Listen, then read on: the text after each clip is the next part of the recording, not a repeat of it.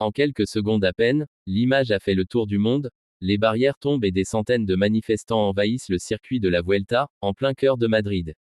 Malgré un dispositif policier exceptionnel prévu pour sécuriser la dernière étape de cette grande boucle espagnole, les protestataires ont réussi à interrompre la course.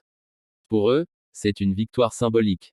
Leur objectif n'était pas de s'en prendre aux cyclistes, mais de dénoncer la guerre menée à Gaza et surtout la participation de l'équipe Israël Premier Tech à la compétition.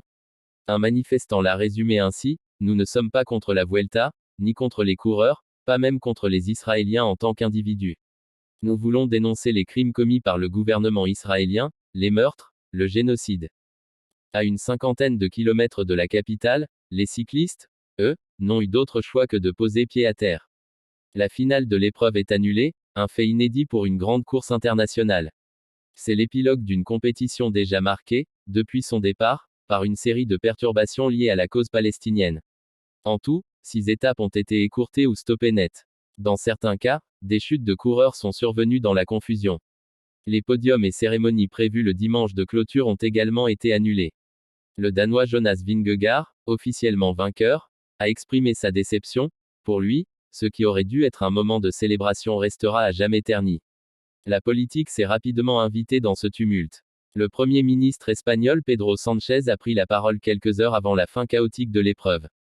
Il a déclaré comprendre la mobilisation, saluant à la fois la dignité des athlètes et la force du peuple espagnol, capable de se lever pour des causes justes comme celle de la Palestine. Ces mots ont immédiatement suscité des réactions contrastées. La ministre des Sports est allée plus loin, proposant d'interdire la participation des équipes israéliennes dans les compétitions sportives internationales, à l'image des sanctions prises contre la Russie après l'invasion de l'Ukraine. Face à cela, l'opposition conservatrice a vivement réagi. Le chef du Parti populaire a dénoncé une honte internationale, estimant que l'Espagne s'exposait à des critiques pour son incapacité à garantir la sécurité d'un événement sportif majeur.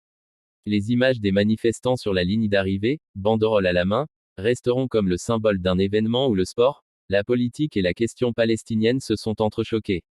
En définitive, la Vuelta 2025 restera dans l'histoire, non pour ses performances sportives, mais comme une édition bouleversée par des mobilisations politiques inédites. Elle illustre jusqu'où le conflit au Proche-Orient résonne dans les sociétés européennes, transformant une fête du cyclisme en un moment de contestation mondiale.